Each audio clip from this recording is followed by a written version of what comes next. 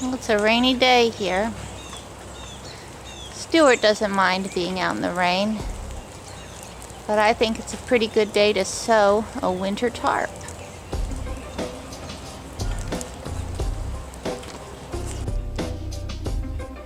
I have my materials laid out here. I have the pattern that I downloaded from DIY Gear Supply for the winter tarp. I have some silk poly fabric that's waterproof from Ripstop by the Roll with matching thread. I have some generic Ripstop nylon, which uses the reinforcement points from Joann's fabric with some matching thread. I have some polypropylene webbing. For the hardware, I got some little metal triangles, some BSTDs, these are the 1-inch, and then the 1/2-inch BSTDs. And the reason I'm going to use the 1-inch BSTDs on the reinforcement corners is this is the end of my trekking pole, and these will slide right on so that I can put it out in porch mode on either side of the tarp. And the smaller ones I'll put on the corners where the doors are. I have my Catenary curved templates that I made and some tools. I've got a couple of pairs of scissors, a rotary cutter, a straight edge, my measuring tape, a small ruler, and a yardstick. To seal the seams on the silicone coated fabric, I'm going to use this silicone seam sealer. And of course my pencil, which has been made by Elaborate Process. And importantly, I have my cup of coffee here in my sperm whale mug, which I love very much.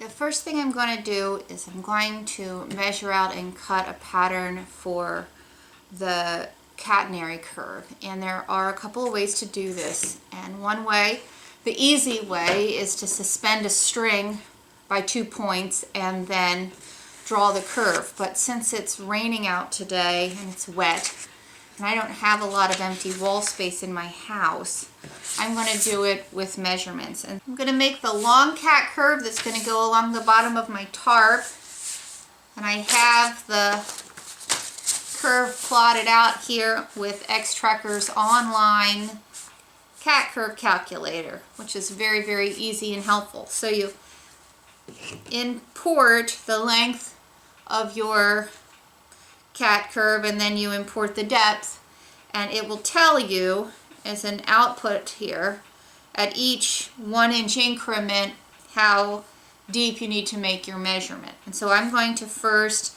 measure out, and I'm only going to do it from the 0 point out. I've got my paper here folded in half, that way I can just measure and make the cut on half folded out and it will be symmetrical. I'm going to mark every 1 inch, and I have here on my board 1-inch increments already marked here on my cutting board that I use for sewing, and so that'll make it very easy. I'm just going to mark out here, but I am going to put the number here because I'm going to label them with their number of inches. I don't want to skip one and then have to figure out where I skipped.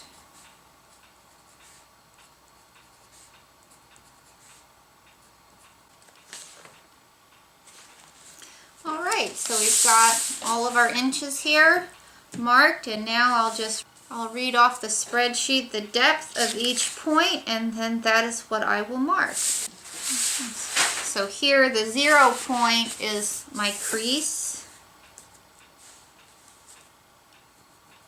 That's going to be 5 inches.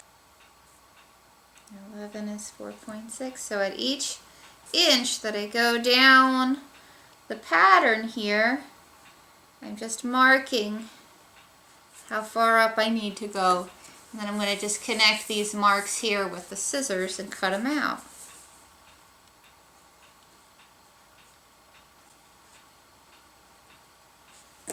So Just to sort of brief you here on the cat curve, at the 0 mark I came in 5 inches, and now at inch 17 I've come in 4 inches. So we've lost 1 inch in the curve as we've gone down 17 inches.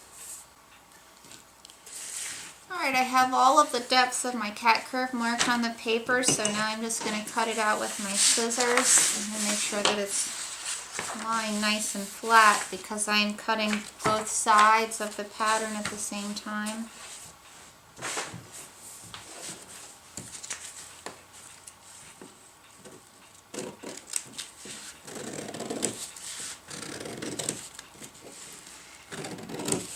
Just a reminder, we're cutting with scissors that we don't use for fabric.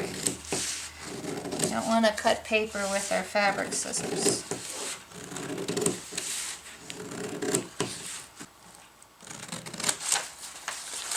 Now for this little apex piece, I'm going to open it up and cut straight across just so that I get that edge nice and straight. And I bought 9 yards of fabric, and I'm just measuring here that yes, I do have 9 yards here.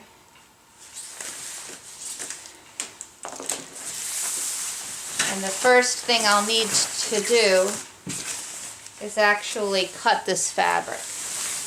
I'm going to mark and cut the ends for the doors on both sides of the tarp at the same time. This material is very, very slippery, and the pieces are moving against one another. It's challenging. So I don't have a huge space to work. I don't have lots of long tables or even areas where I can spread this out on the floor. So I have just got this sort of anchored to my table. I've got some jugs of milk here just to sort of weigh it down, and I've put pins all along the edge to make sure that these stay square.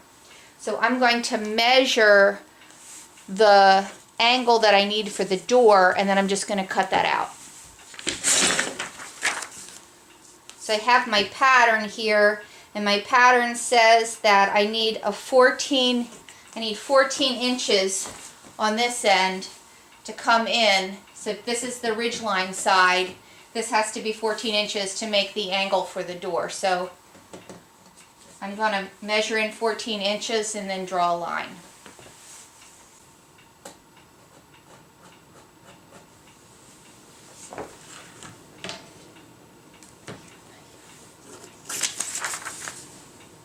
As you can see here, my yardstick isn't long enough, so I'm actually just going to daisy chain 2 yardsticks together so that I can get a good line. Just try to make it as straight as I can from the one corner, the corner at this end, and then up the 14 inches on this end. And I think that'll be pretty good. I'll just run a line with my pencil.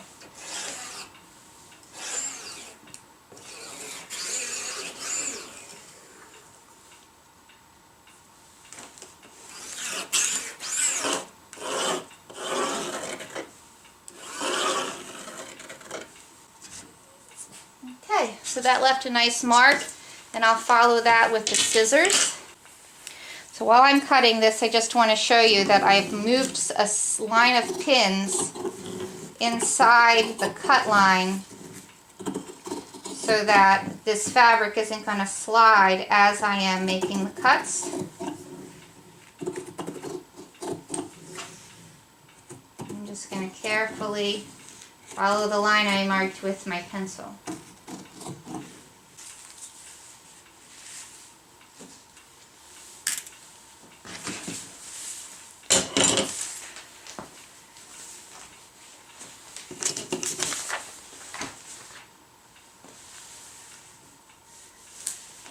With my milk jugs out of the way, and then we'll make the same cuts on the other side.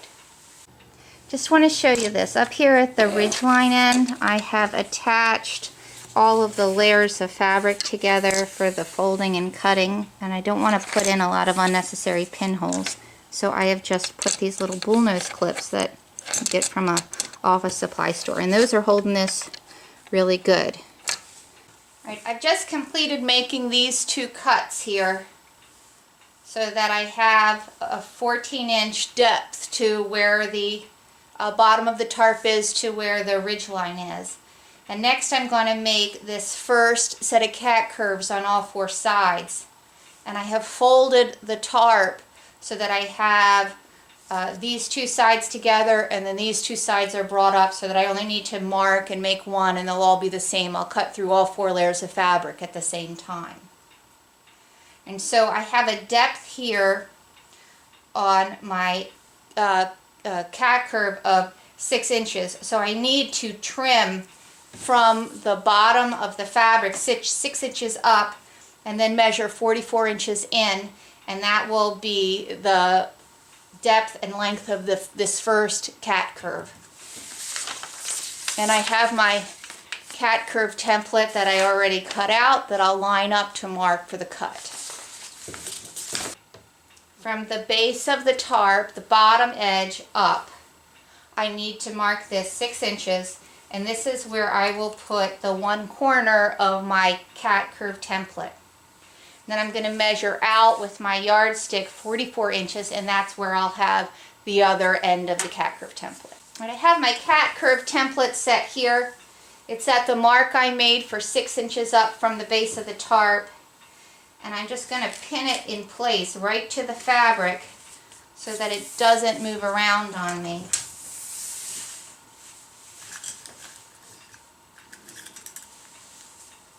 This fabric is so slippery that you can't really use masking tape to tape your template down. Okay. I've got everything held in place. This all feels pretty secure. I have my scissors. I'm just going to line my scissors up right along the edge of my pattern that I made. And I'll just cut carefully, and I will be very careful not to cut the paper because my scissors are for cutting fabric, and cutting paper will make them dull super fast.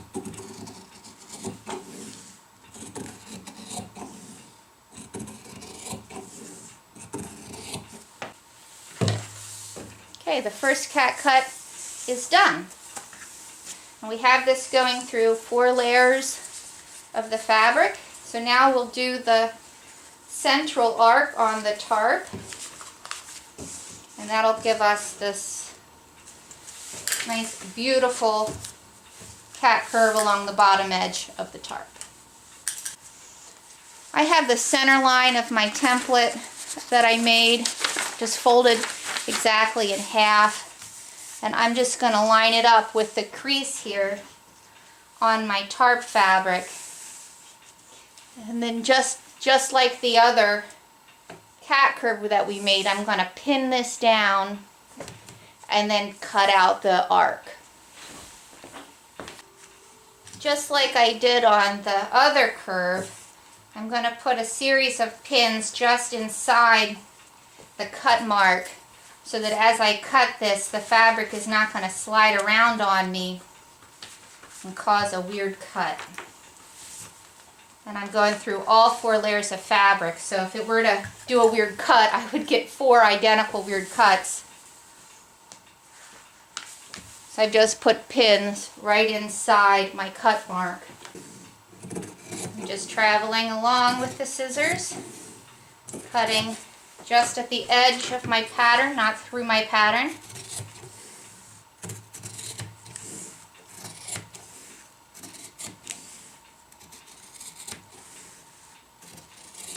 Now when I get close to the end here, I don't want to do anything where I cut at the end, because if I cut with my scissor at the end and I am a hair off in one direction or another, it could cause a weird dip or shape. So what I'm going to do is I'm going to open this up and cut that so that I go straight across. So I'll remove my milk.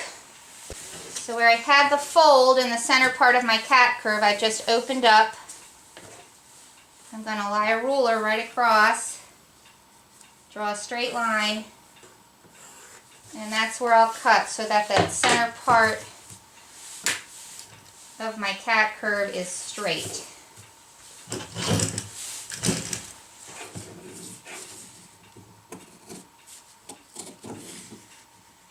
And I don't get a funny little notch or something. If my scissors are just twisted the smallest amount, it'll be amplified on both sides, so I don't want that. So now I've got a nice smooth curve.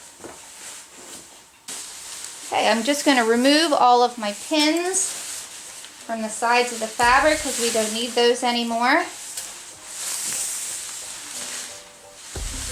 Even though I've removed the pins, I'm keeping these bullnose clips on the ridge line because that'll help me when I sew my ridge line together. So I'm just going to open up the tarp so that I have 2 layers of fabric on one side with the clip and 2 layers of fabric on the other side, and I'll just mirror those clips all the way down the ridge line so that they're not going to slide around, and I'm not going to put unnecessary pins in up at the top of the ridge line.